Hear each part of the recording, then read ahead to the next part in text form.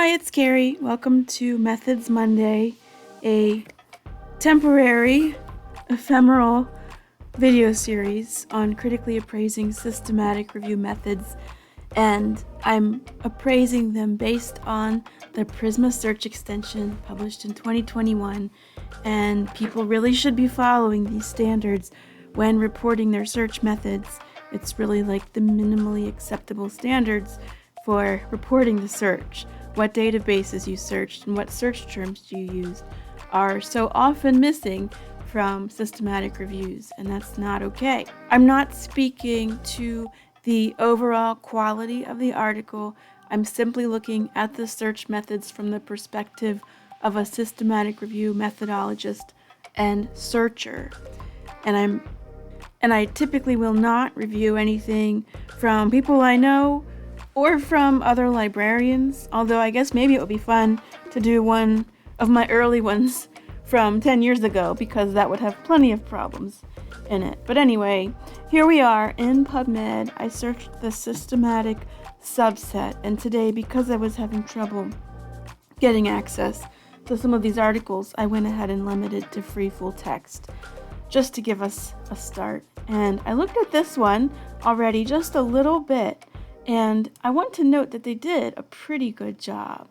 So here's the nice structured abstract, and they've noted here that they searched across 6 electronic databases: Medline, Embase, Global Health, PsycInfo, Scopus, and Lilacs, up to May 2022.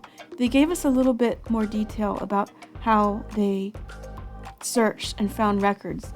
Let's look at the article itself. Didn't see a librarian here. I, might be wrong at some point. I hope you'll forgive me when and if I am. So there are the methods again from the abstract. We'll scroll down to the methods here. And they did a review protocol, registered a priori in Prospero. That's great. Always recommended to register a review protocol that's going to set out how you're doing this work. And then they say it was conducted in line with the preferred reporting items for systematic reviews and meta-analyses. I prefer not to see conducted there because the Prisma statement doesn't really say anything about conducting, but I think I've accepted that that's really a synonym for they reported with, and I'm okay with that. Then they talk about the search strategy here. Again, we see the 6 electronic databases, and they give us some ideas for how that was done. Subject headings and keywords related to the Caribbean, mental health, and stigma.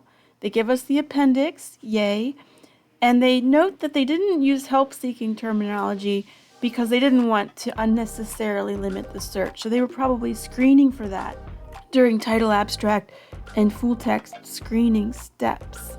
They contacted experts in the field, and they searched reference lists of included papers. So I'm applauding. This is really great. We'll look at the appendix, and let me make this a little bit bigger. So they've given us some background about the search. They even cited a Caribbean region text word list that they found. That is so super. And then they've given us the platform, so Embase on Ovid, Medline on Ovid, and Scopus is its own platform from Elsevier. Lilacs, I forget, I don't search that very often. I think it's kind of its own website. And the date of the search, not just the month, not just the year, but the day. Amen.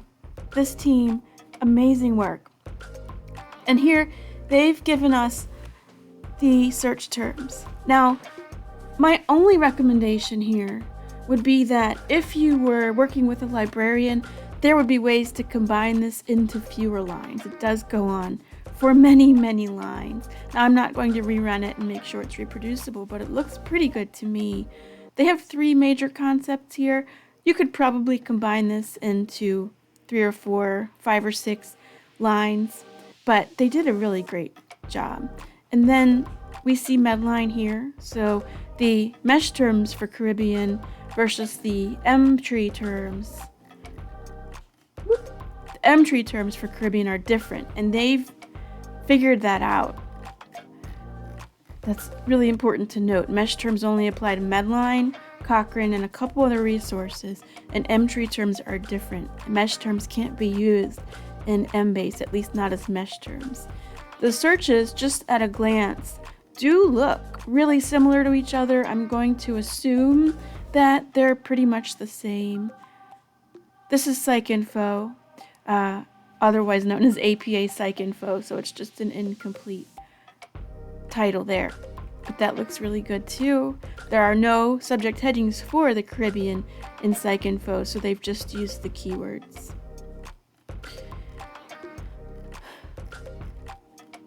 And then Global Health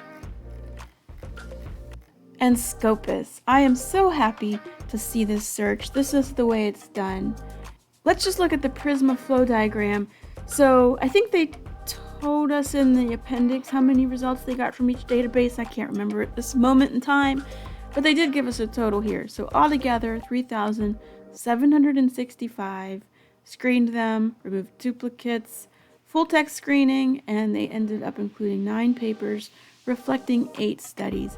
Amazing work. I am so proud of this team. Let's look at another one. And I haven't looked at any others, so I'm just going to pick.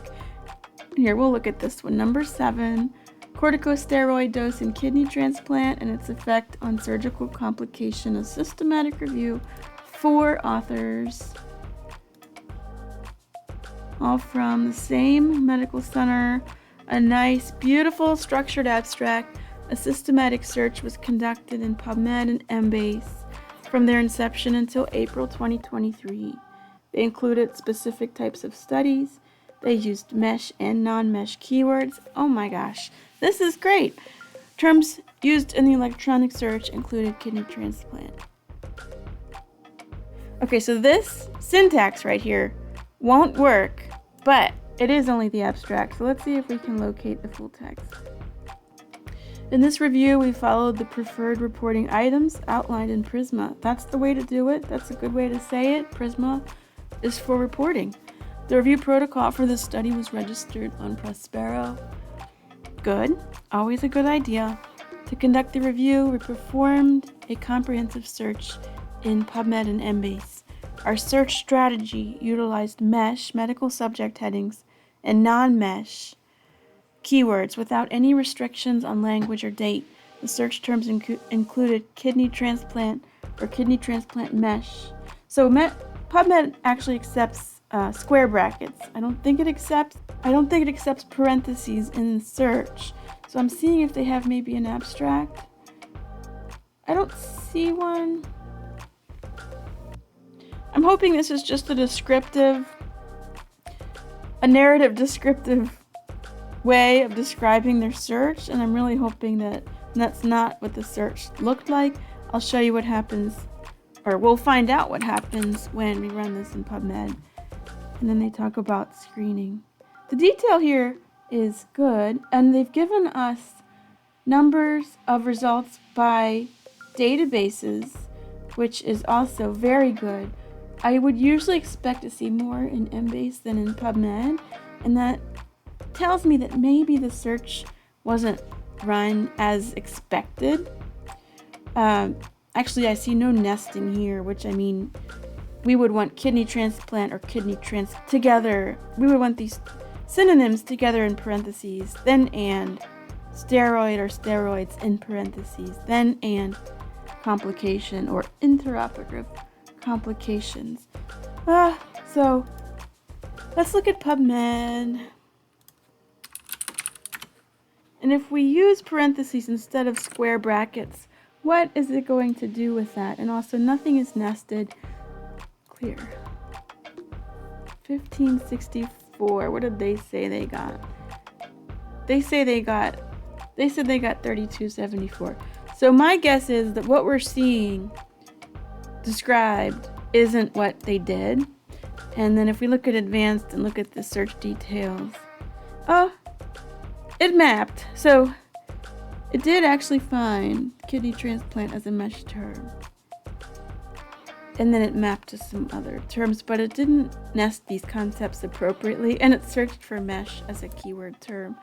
So they started off really great, but then got lost in the weeds with the search. So that's where I'll say you can always contact a librarian or, ask your community for help with searching. But really, overall, they have done a great job here describing the search. I'm just sad about the search itself. So that's our Methods Monday for today. 2 reviews that reported their methods pretty well. I'm so excited to see this trend. I hope it continues. Don't forget to check out the Prisma search extension checklist when you're reporting your systematic review methods. Thanks for watching, and I'll see you next time.